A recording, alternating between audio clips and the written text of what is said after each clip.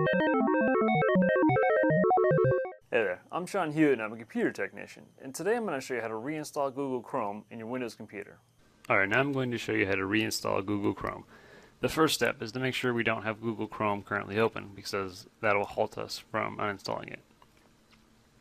Click on the Start menu, and we'll click on Control Panel. Inside of Control Panel, make sure you can see, I like to change my Control Panel so it's Category View, so we'll change the icon up here, Category, then Uninstall a Program right here.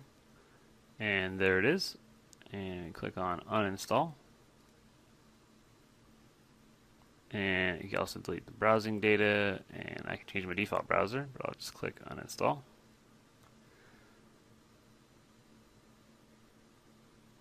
And it will minimize that guy.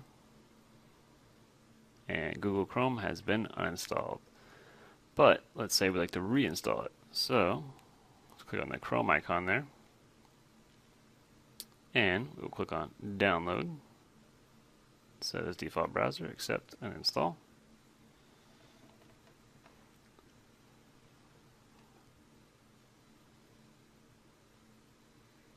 And it is being installed and downloaded. And then you want to hit Run.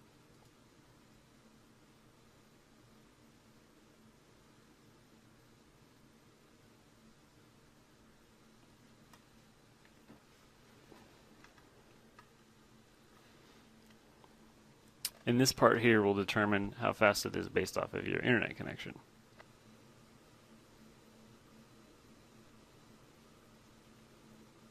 And there you have it. Our Google Chrome has been reinstalled. We have it back up and we can use it right here.